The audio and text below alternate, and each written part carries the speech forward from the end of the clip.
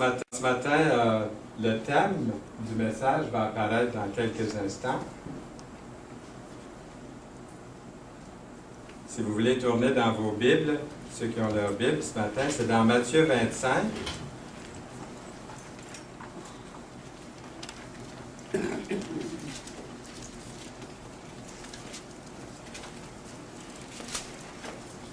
Et ce sont les versets 1 à 13. La parabole des 10 vierges. Lorsqu'on apporte la parole de Dieu en public, là surtout, il est important d'être bien préparé dans la prière et dans l'étude de la parole. J'ai déjà entendu des fois, à certains endroits, on dit « Oh non, pas besoin de se préparer, confiez-vous au Saint-Esprit, puis il va vous remplir. » Moi, je crois que quand on est préparé dans la prière et dans la parole, le Saint-Esprit peut vraiment nous accompagner puis faire fructifier son message. Si on n'est pas préparé, bien, ça peut être dangereux. Il y a quelques années, il y a plusieurs années même, c'est moi qu'on voit en rouge là sur la plage, dans l'île du Prince-Édouard, dans mon jeune temps. J'allais prêcher sur les plages là-bas. Il y avait beaucoup de Québécois qui venaient prendre leurs vacances là. Ça, c'est tous des petits Québécois là, qui viennent d'un peu partout au Québec, mais surtout de la Gaspésie, Rimouski, le bas du fleuve, tout ça. Et puis, j'étais avec ce qu'on appelle Scripture Union. Ça, c'est avant la Ligue pour la lecture de la Bible. Alors, c'est ici au Québec, parce qu'en Europe, ils l'avaient en français, mais on ne l'avait pas encore ici. On avait des choses qui venaient d'Europe surtout. Et j'allais sur la plage. Le monsieur que vous voyez ici, là, je vais vous le montrer. Il est encerclé là, à gauche de l'écran. Il s'appelle Roger Green. Et puis, le dimanche, moi, j'avais fait des recherches avant d'y aller. Et puis, j'avais trouvé une petite assemblée tout près, à Cavendish. Et j'ai dit à Roger Green, qui était un pasteur baptiste, j'ai dit, je vais t'emmener dans une bonne assemblée de frères, une assemblée telle que nous ici ce matin. Et puis j'ai dit, tu vas voir comment ça se passe, tout ça. Je ne connaissais pas d'autres églises dans mes recherches, j'avais trouvé seulement celle-là. Et puis on est arrivé là le dimanche soir, et puis c'était Gordon Warnholz, qui était, Serge le connaît, d'autres le connaissent peut-être ici. Il est maintenant avec le Seigneur, mais dans ce temps-là, il avait été, lui, mon conseiller au camp Frontier Lodge quand j'avais 15 ans. Puis là, il était pasteur ou ouvrier plein temps dans cette assemblée de frères à Cavendish. Et puis là, on est assis en arrière, puis j'ai dit à Roger, j'ai dit, on va entendre un bon message pour les pécheurs là, ce soir. Pour eux autres, c'est 2 nouveaux qui sont là. Et puis, il va y avoir un bon message sur le salut. Et puis, il a regardé Gordon dans sa Bible, et puis ensuite, il a jeté les yeux en arrière, puis il m'a reconnu, imaginez-vous. Et puis là, avec son petit sourire sarcastique, il dit, « Ce soir, ce n'est pas moi qui va donner le message, mais c'est Fernand Saint-Louis qui est avec nous. » Alors, je suis arrivé en avant, et puis Roger Green était assis à côté de moi, puis il savait un petit peu comment ça se passait des fois dans certaines assemblées. Ce que je vous disais au début, on n'a pas besoin de se préparer, le Saint-Esprit nous remplit, puis on arrive. Et puis là, je donne un message, j'arrive en avant, et puis je donne le message. Et puis ensuite, Gordon Warnholz, avec d'autres chrétiens, nous invite pour un café après la réunion. Puis quand tout est devenu tranquille, Roger Green s'est décidé. Il dit à tout le monde qui était là, je sais maintenant où est-ce que vous prenez votre Saint-Esprit, votre inspiration. Il dit, les gens des assemblées des frères chrétiens. Il dit, c'est à la fin de votre Bible, il dit. Il dit, avant de partir de sa chaise, j'ai vu Fernand Saint-Louis sortir un message en vitesse. Alors, je traîne toujours un message avec moi, voyez-vous, je l'ai toujours dans ma Bible. Ce n'est pas le message de ce matin, mais d'être préparé. J'ai beaucoup prié sur ce message-là qui est ici à la fin de la Bible. Hein? Et si jamais j'arrive sans message, il y a toujours un message dans ma Bible que je peux sortir. Et puis, il faut être préparé. À tous les jours, je dirais, même si on ne donne pas de message, il est important pour vous et pour chacun de nous ici d'être préparé dans la prière, à rendre témoignage, à vivre pour le Seigneur, là où le Seigneur nous envoie. Je connais une histoire d'un prédicateur comme ça qui disait, un bon dimanche est arrivé, puis il n'avait pas ses notes. Il dit, mes chers frères et sœurs, il dit ce matin, il dit, je n'ai pas mes notes. Il dit, je vais devoir me fier au Saint-Esprit, mais je ferai mieux la prochaine fois. Alors, il ne faut pas se faire prendre de cette façon-là. Malgré la préparation, il faut être ouvert à l'Esprit Saint. Malgré toutes les préparations au monde, il faut laisser le Seigneur agir lorsqu'on témoigne ou lorsqu'on apporte la parole. Et ce matin, j'aimerais vous poser la question, êtes-vous prêts pour le retour du Seigneur Jésus-Christ? Ah, qu'est-ce que c'est ça, le retour du Seigneur Jésus-Christ? Ça fait donc bien longtemps qu'on a entendu parler de ça. Est-ce que vous êtes prêts ou est-ce que vous l'attendez encore? Permettez-moi de vous poser cette question. Si Jésus revenait aujourd'hui, là, à l'heure même, seriez-vous prêts? Ou est-ce que sa venue vous prendrait au dépourvu? Y aurait-il des excuses telles que « Ouais, ben Seigneur, je ne savais pas que tu devais venir aujourd'hui, je ne t'attendais pas vraiment là aujourd'hui. La vie, là, Seigneur, a été tellement difficile pour moi ces derniers jours, là. Je manque de temps. Je manque de temps dans toutes sortes de choses. Je ne t'attendais pas. Je pensais avoir suffisamment de temps pour me préparer à ton retour, Seigneur, je regrette. J'aurais voulu avoir le temps de changer ma manière de vivre avant que tu arrives. Je ne m'attendais pas du tout à votre retour aujourd'hui, Seigneur. Lorsque j'avais 9 ans, j'ai probablement passé très très proche de me noyer. Mes parents, mon père, ma mère nous amenait le dimanche faire un pique-nique à cet endroit-ci, là. Ah ben, je vais vous le montrer comme ça, tiens. On allait pique-niquer sur la grève du Saint-Maurice à Trois-Rivières. Et c'est à l'époque où on transportait la pitoune, qu'on appelait, sur le Saint-Maurice. Je ne sais pas si vous avez déjà vu ça, c'est tout un spectacle. La rivière servait de transport pour le bois qui flottait de la Tuque, et puis même en haut de la Tuque, puis qui descendait jusqu'à Trois-Rivières. Mon père a travaillé là. Et puis il nous emmenait, là, le petit chemin qu'on voit ici, là. Il nous emmenait par ici, là. Et puis on pique-niquait là. Et pour lui, c'était peut-être une façon nostalgique de se retrouver là. Puis moi, pendant qu'il y avait 2 tournées, on était 8 en tout chez nous, le père et la mère, j'ai pris le petit chemin qu'il y avait ici, là, puis je suis parti sur... On appelait ça des bombes. Les pitons étaient ici, là, ça c'est la rivière. La rivière est là aussi, mais c'est couvert de bois. Et puis c'est comme un petit trottoir ici. Puis à chaque place, c'est tenu par des chaînes. C'est comme 2 gros madriers ensemble, c'est tenu par des chaînes. Et ici, c'est comme de la gélatine, puis là aussi. Je ne savais pas nager. Et là, je suis parti à marcher là-dessus, puis assez loin. Là, ma mère, quand elle m'a aperçu, parce qu'à chaque fois que je sautais d'un madrier à l'autre, je perdais pied. Si j'étais tombé entre les bois ou dans le Saint-Maurice, c'était fini pour moi, là. Et puis, elle est venue j'ai entendu sa voix. Mais mon père l'a tout de suite arrêté. Puis lui, juste d'une voix, la voix que j'ai maintenant, il avait la même voix, il dit « Fernand, reviens! » Vous voyez la nuance? Et puis, sans hésiter, je suis tourné de bord, puis avec autant de peine et de misère, parce que j'étais rendu assez loin, je revenais, puis chaque fois, je risquais ma vie là, jusqu'au temps où j'étais rendu sur le bord de l'eau. Ça, c'était à l'époque où, quand les enfants désobéissaient, ils en mangeaient tout. Pendant que je m'en venais, il avait dit aux autres, il dit, il va manger une volée, il dit, il va s'en souvenir toute sa vie. Il dit, il va peut-être rentrer manchotte dans la vie, c'est sa façon de s'exprimer, mais il devait faire un homme de lui. Il en a fait presque un. Il a cassé une petite branche de merisier. Je connais la couleur, c'est rouge. Et quand je fais, ça casse pas, en effet. Et puis j'en ai mangé une bonne. Je m'en souviens aujourd'hui.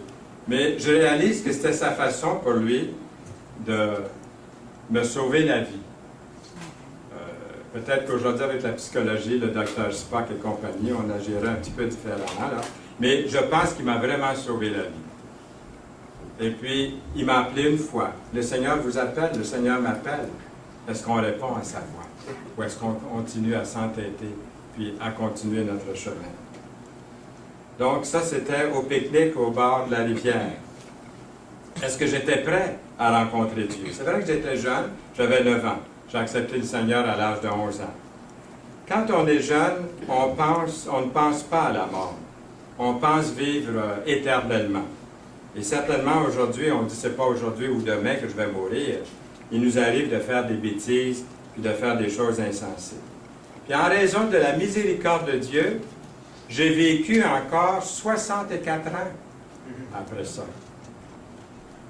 64 années merveilleuses. Mais je dois encore me rappeler de temps à autre ce qui est vraiment important. Le roi Salomon a écrit dans la Bible, « Écoutez la fin du discours, crains Dieu et observe ses commandements. » C'est là ce que doit faire tout homme, et bien entendu toute femme, car Dieu amènera toute œuvre en jugement au sujet de tout ce qui est caché, soit bien, soit mal. Ecclésiaste 12, versets 13 et 14.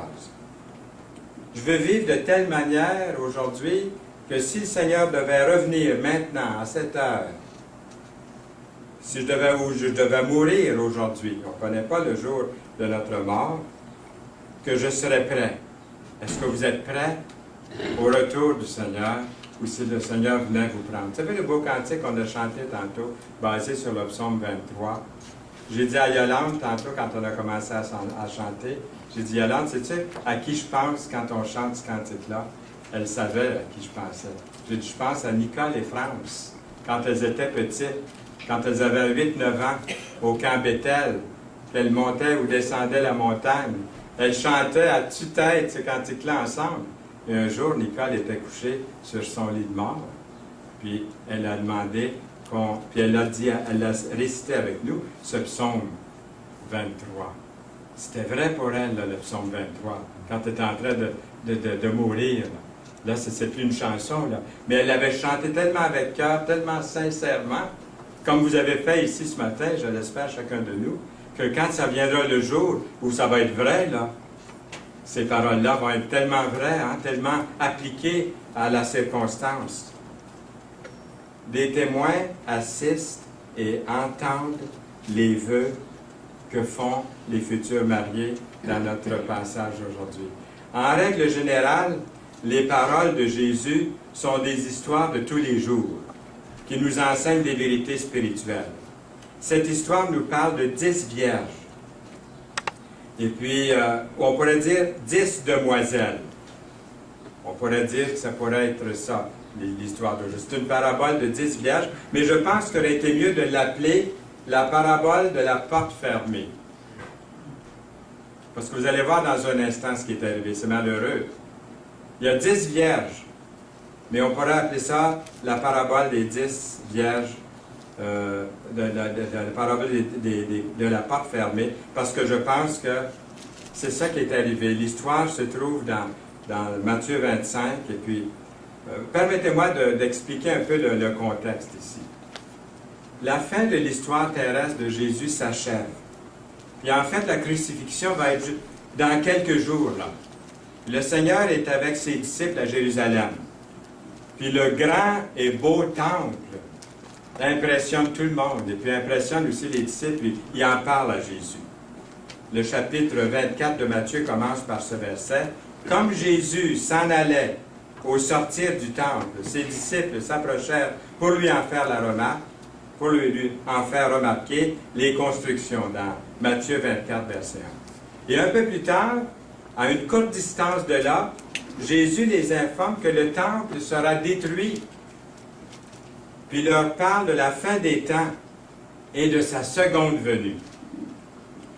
On voit que Jésus s'assit sur la montagne des Oliviers et les disciples vinrent en particulier lui poser cette question. « Dis-nous quand cela arrivera-t-il? » Est-ce que vous lui aurez posé la même question? Je pense que oui, moi je lui aurais certainement posé la question.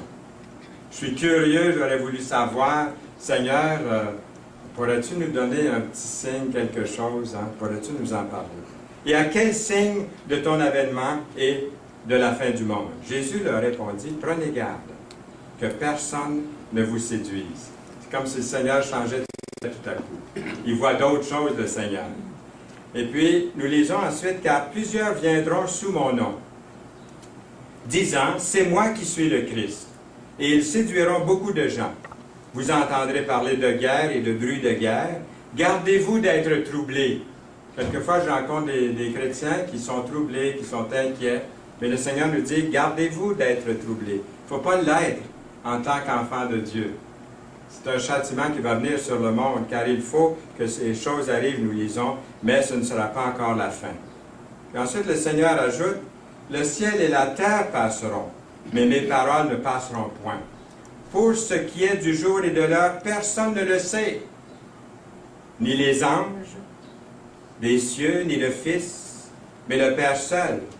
Ce qui arriva au temps de Noé arrivera de même à l'avènement du Fils de l'homme. Matthieu 24, versets 35 à 37. Ensuite, il ajoute, car dans les jours qui précédèrent le déluge, les hommes mangeaient et buvaient, se mariaient et mariaient leurs enfants. Nous avons assisté à un mariage, en effet, hier. Donc, les choses vont se passer comme dans ce temps-là, jusqu'au jour où Noé entra dans l'arche. Et ils ne se doutèrent de rien jusqu'à ce que le déluge vienne et les emporte tous. Il en sera de même à l'avènement du Fils de l'homme. Nous lisons encore dans Matthieu 24, 43, « Sachez-le bien, si le maître de la maison savait à quelle veille de la nuit le voleur doit venir, il veillerait et ne laissera pas percer sa maison. C'est pourquoi vous aussi, tenez-vous prêts, car le Fils de l'homme viendra à l'heure où vous n'y penserez pas. » C'est dans ce contexte-là, des derniers jours, que Jésus donne cet avertissement du jugement à venir et de la nécessité à être prêt, à se préparer. Veillez donc, puisque vous ne savez pas quel jour votre Seigneur viendra. Verset 42 du chapitre 24 de Matthieu. En règle générale, les paraboles de Jésus, comme je disais, sont des histoires de tous les jours. Et le Seigneur illustre, encore une fois, avec une parabole que les gens connaissent bien. Cette histoire nous parle de 10 demoiselles d'honneur, ou 10 vierges. Les cérémonies de mariage étaient vraiment spéciales dans l'ancienne culture juive. Elles étaient aussi très, très joyeuses, ces célébrations, ces cérémonies. Et le retour de Jésus, est-ce que vous ne pensez pas, sera aussi un jour joyeux? J'ai déjà entendu quelqu'un qui a dit, moi, j'ai pas hâte que le Seigneur revienne, parce que je ne me sens pas prêt. Je ne voudrais pas qu'il revienne. Pourtant, ça va être un jour tellement joyeux, une occasion extraordinaire pour ceux et celles qui seront prêts. Êtes-vous prêts? Il y a une couple d'étapes le conduisant à un mariage juif. Tout d'abord, il y avait la promesse, un engagement informel qu'on pourrait appeler les fiançailles. C'est généralement effectué par les parents à l'époque, dans la culture juive, ou par des professionnels qu'on pourrait appeler une sorte d'agence matrimoniale. C'est eux qui choisissaient. Hein? Imaginez-vous qu'on aurait choisi ma femme pour moi sans que j'ai un mot à dire. Hein? On ne vit pas à la même époque, mais c'était la façon de faire à ce temps-là. Et à ce stade-là, le couple peut être de simples enfants même, et n'aurait probablement jamais vu l'autre qu'on a choisi pour elle ou pour lui. Les parents ont décidé que leurs enfants se marieraient ensemble. Là, il y a une promesse qui est faite. Ensuite, il y a l'engagement formel, ou les fiançailles, lorsque le couple approche l'âge nubile, qui est l'âge de procréer. Puis à ce moment-là, il y a une fête. Puis à l'occasion de cette cérémonie, de cette fête, semblable à la cérémonie de mariage, ça ressemble beaucoup. Il y a des témoins qui assistent, puis qui entendent les vœux, puis des futurs mariés. Puis le fiancé donne à sa fiancée des cadeaux, puis négocie le paiement d'une dot avec le père de la fille pour avoir le privilège de marier sa fille. Vous dites, c'est compliqué, c'est moins compliqué aujourd'hui, mais quand je célèbre des mariages, il y a pas mal de formules à remplir, pas mal de préparations aussi. Mais dans ce temps-là, ça se faisait comme ça. Et cet engagement formel est absolument obligatoire. Ne peut pas être brisé par le divorce. Une fois qu'ils sont fiancés de cette façon qu'on vient d'expliquer, ils ne peuvent pas briser ça. C'est vraiment solide. Enfin, environ 1 an plus tard, vous voyez, après ça, c'est 1 an plus tard, il y a la célébration officielle de mariage, qui est évidemment un moment de très grande joie. Et puis, il n'y a pas de relation sexuelle là, pendant cette année-là. C'est des fiançailles. C'est pas comme aujourd'hui dans notre monde où tout est débridé, là. L'époux arrivait avec ses amis à la maison de la mariée, 1 an plus tard, où la cérémonie de mariage était célébrée. Puis à la suite de la célébration de mariage, toute la fête se dirigeait vers la maison du marié pour la réception ou le banquet avec des chants, de la danse, du vin, de la nourriture. Toute une réception. On pourrait dire aussi toute une procession. Une procession du lieu de mariage jusqu'à la réception avait lieu tard le soir, donc dans l'obscurité, c'est là qu'on arrive à notre contexte, dans l'obscurité, et par conséquent, il était nécessaire d'être préparé avec quoi? Avec une lampe, avec des lampes à l'huile, pour éclairer le chemin, parce qu'il faisait noir. Nous lisons, 5 d'entre elles étaient folles, et 5 sages.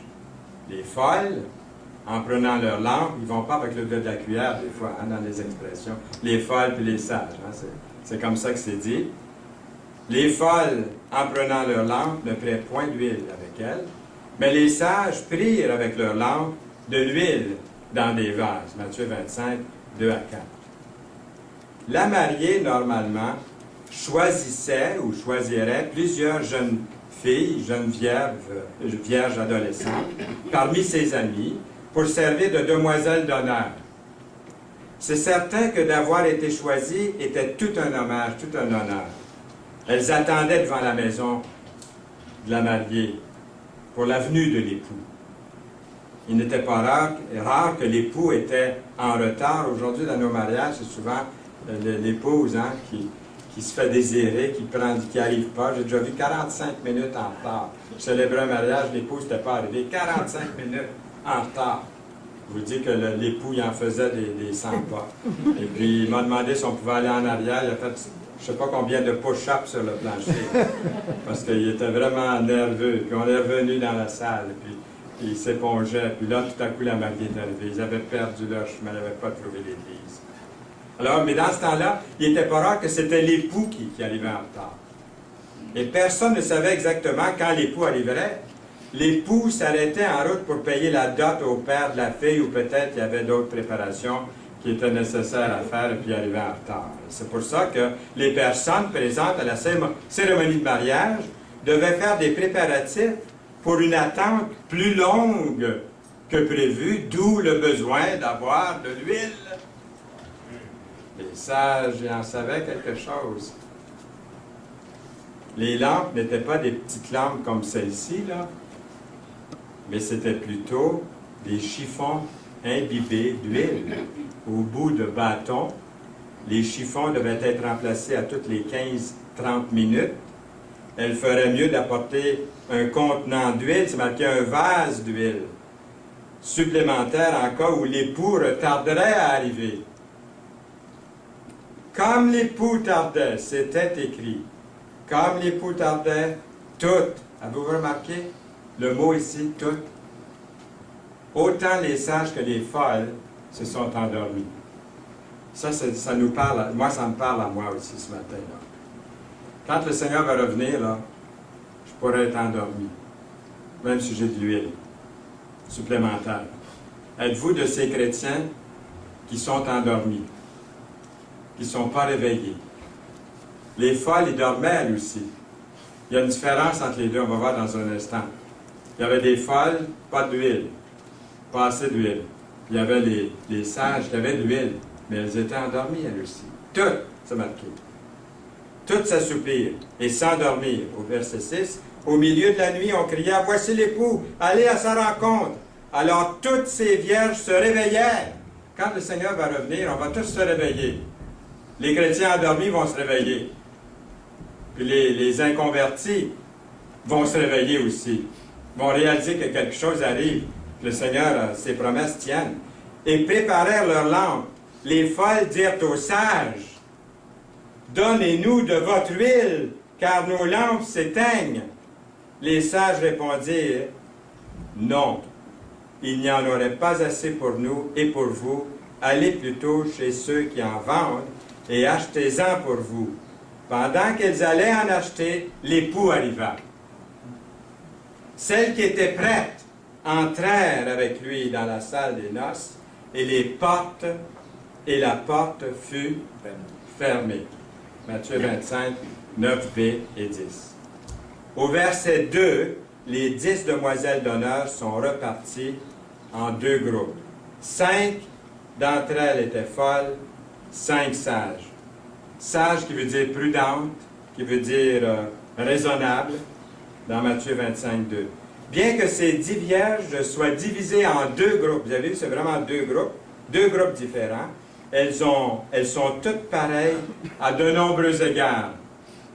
Et j'aimerais ça vous les faire remarquer. Premièrement, les 10 ont toute l'intention de rencontrer l'époux et de l'escorter, cet époux-là, jusqu'à la fin. Toutes, sans exception, les 10.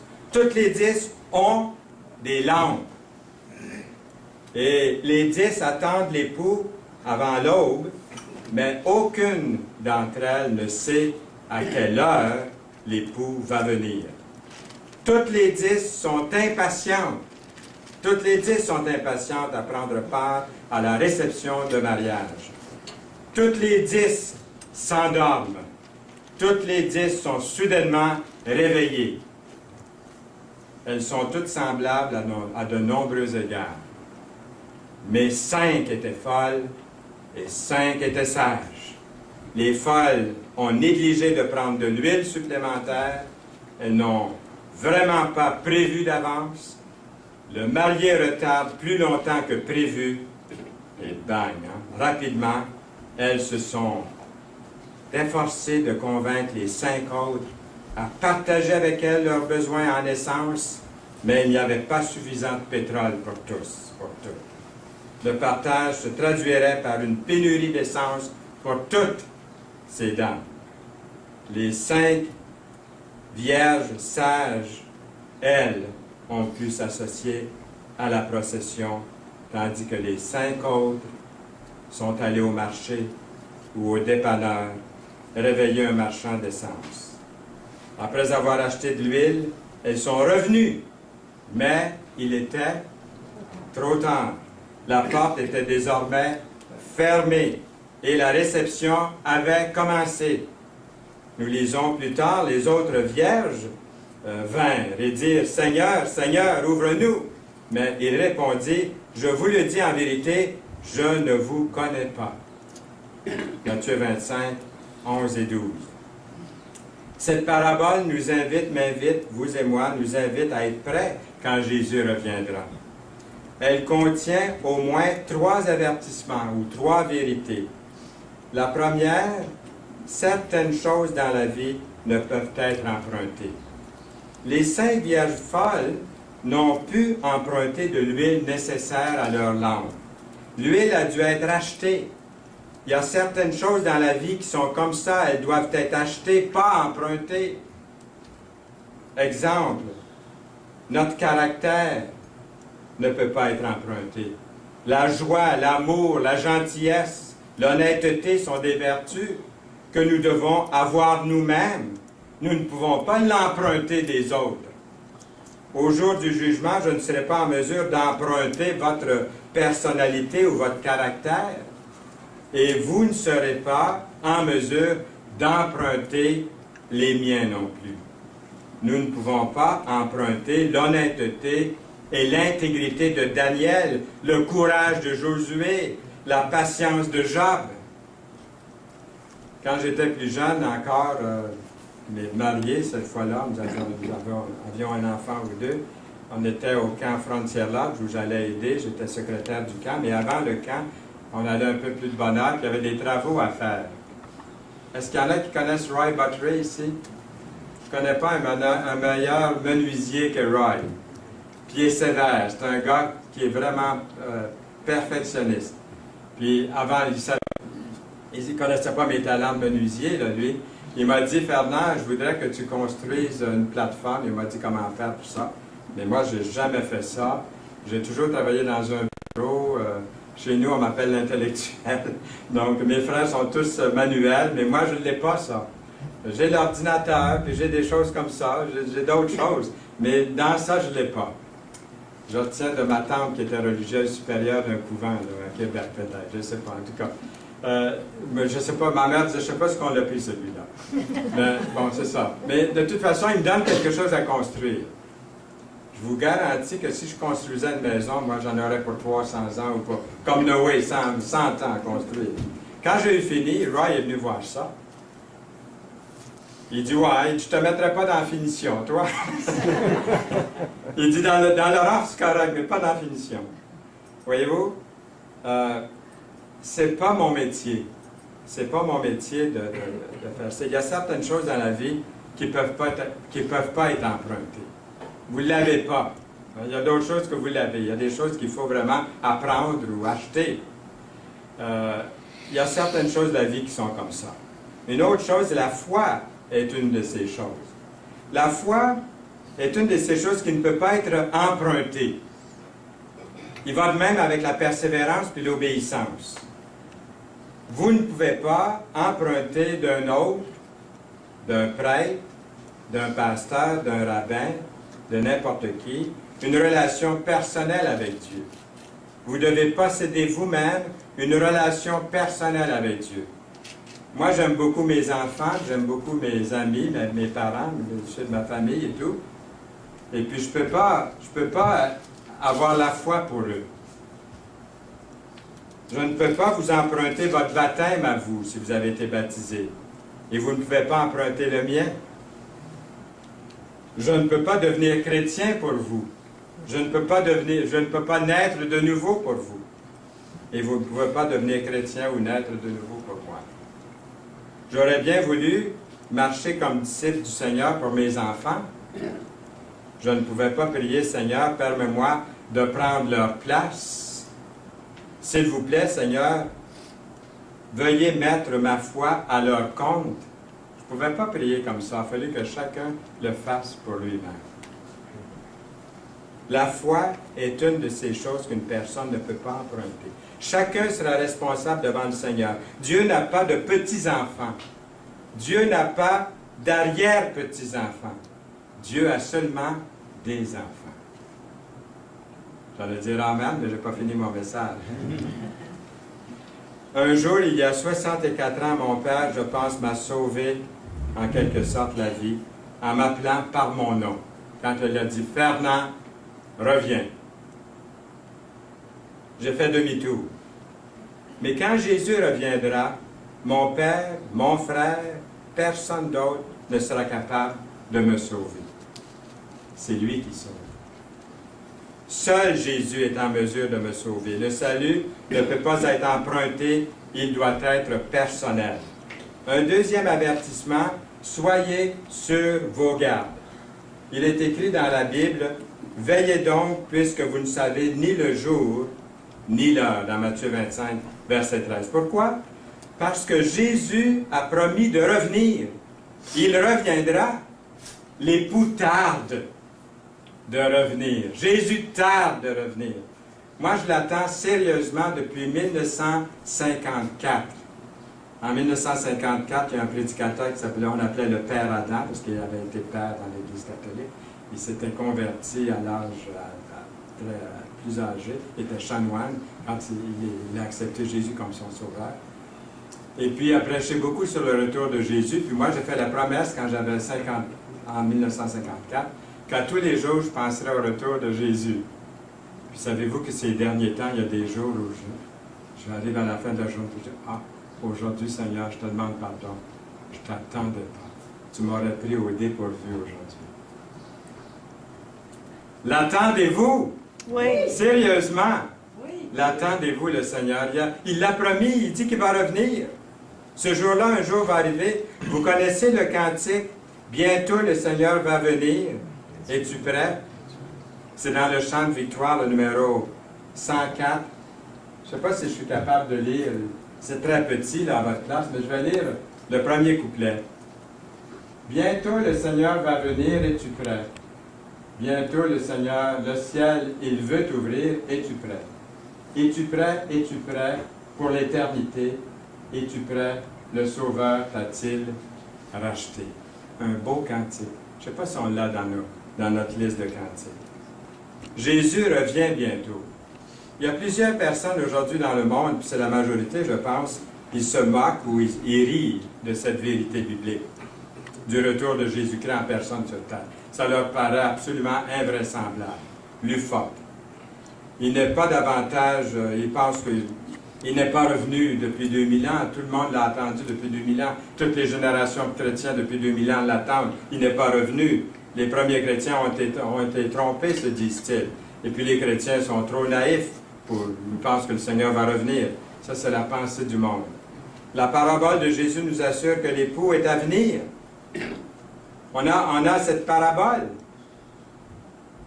L'ensemble du contexte des chapitres 24 et 25 de Matthieu nous affirme qu'il y aura un jour déjà marqué sur le calendrier de Dieu pour le retour de Jésus-Christ. Puis on doit être pas mal plus proche qu'on était il y a 2000 ans. Là. Le verset 5 de Matthieu 25 dit « L'époux tardait. Les filles d'honneur ne savaient pas à quelle heure l'époux viendrait. Mais la Bible nous répète plusieurs fois que le Seigneur va revenir. Il y a des promesses de son avènement.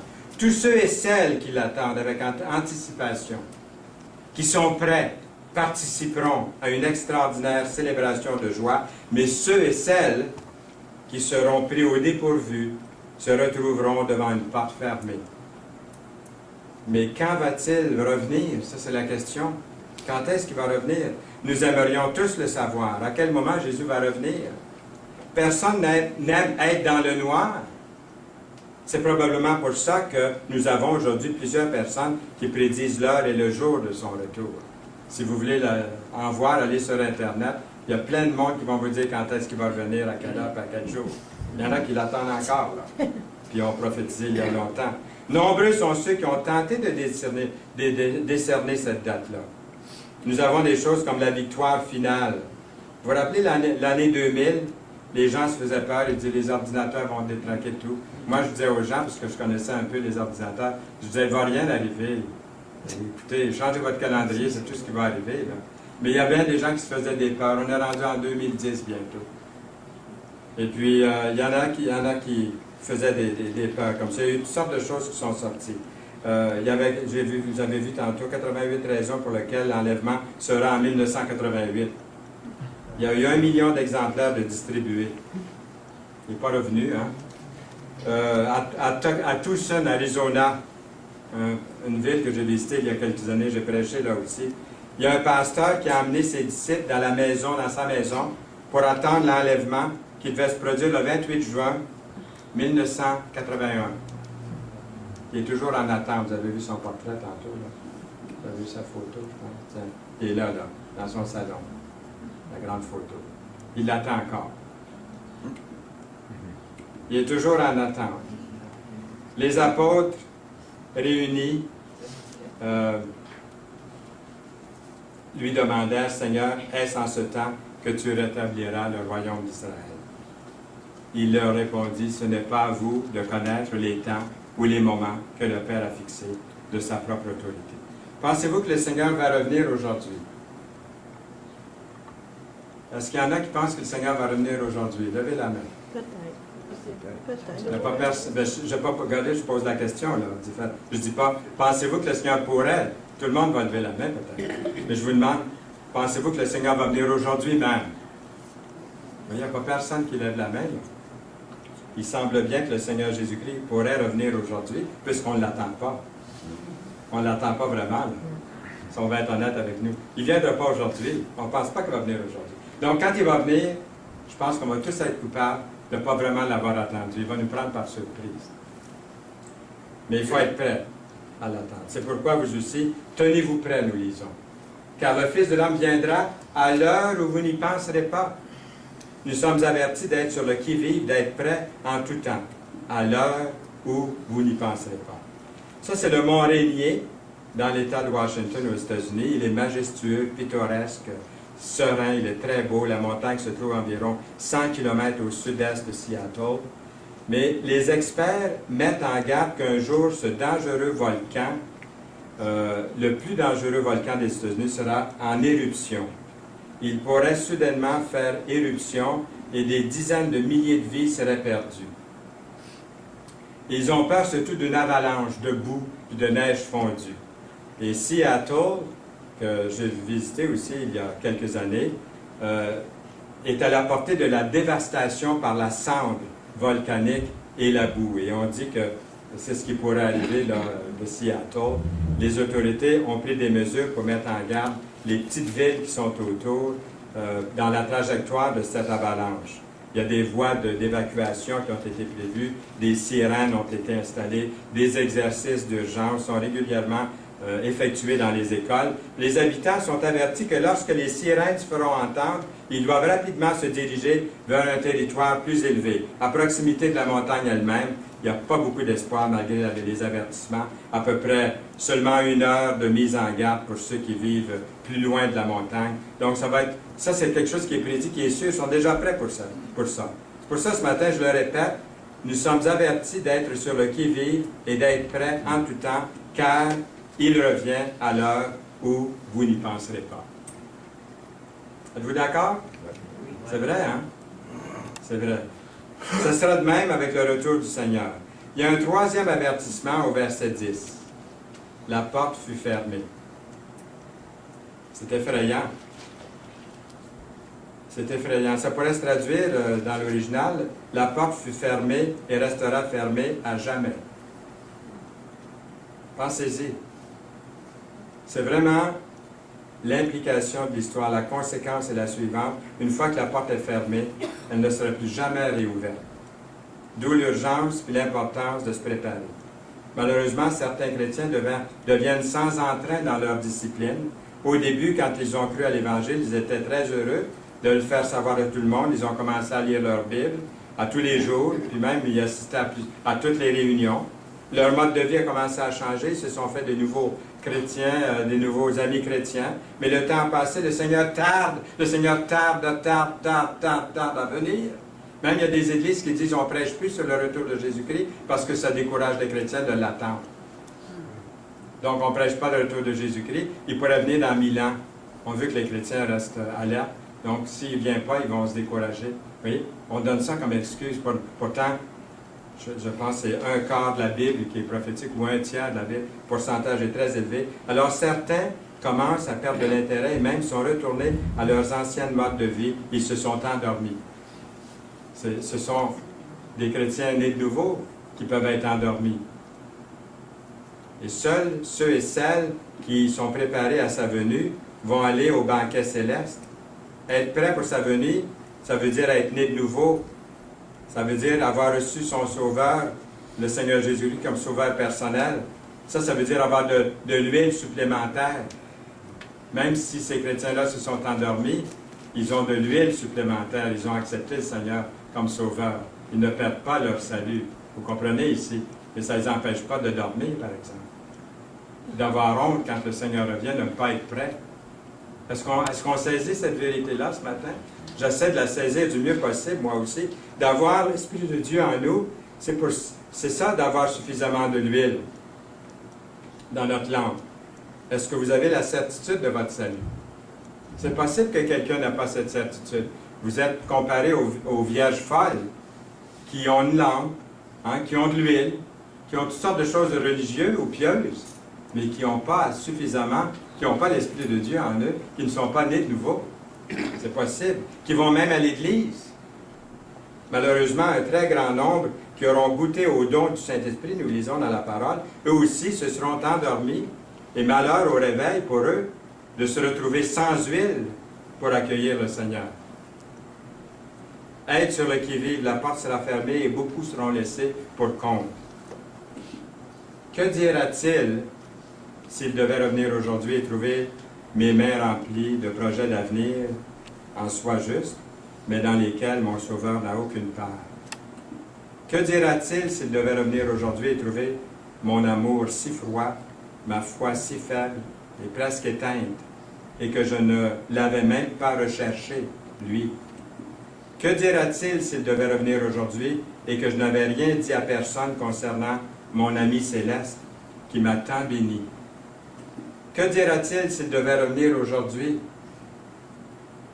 Serais-je heureux, très heureux, me rappelant qu'il est mort pour tous et que de ma bouche personne n'a entendu son appel? Que dira-t-il? Un auteur inconnu a écrit ces paroles. En conclusion, au début de 1900, Sir Ernest Shackleton a conduit un certain nombre d'expéditions en Antarctique pour tenter d'atteindre le pôle Sud. Il a placé cette annonce dans le Times de Londres en 1901. Homme demandé pour faire un voyage rigoureux, petit salaire, froid constant, de longs mois dans l'obscurité, danger incessant, retour en toute sécurité douteux, honneur et reconnaissance en cas de succès. Est-ce que vous auriez répondu à l'appel? À une autre de ces expéditions, excusez, j'ai été un petit peu trop vite ici, là. J'espère que je vous ai tout montré ça comme il faut. À l'une de ces expéditions, en 1914, son navire, qui s'appelle Endurance, a été pris dans un banc de glace. Et pendant 10 mois, finalement, la glace s'est brisée tout autour du navire et les hommes ont dérivé dans les glaces pour une autre période de 5 mois, jusqu'à ce qu'ils arrivent à une petite île. Lui et 4 de ses hommes se sont ensuite embarqués dans l'un des canots de sauvetage afin de revenir à la civilisation pour obtenir un bateau de sauvetage plus grand pour l'ensemble de ces hommes. Ils ont navigué 800 milles, des milles, pour obtenir de l'aide et le reste du voyage à pied sur un glacier de montagne. Enfin, Shackleton a obtenu un bateau plus grand, a procédé à 3 tentatives de sauvetage de ces hommes et chaque tentative terminant par un échec. Enfin, à sa 4e tentative, il a trouvé un étroit canal à travers la glace.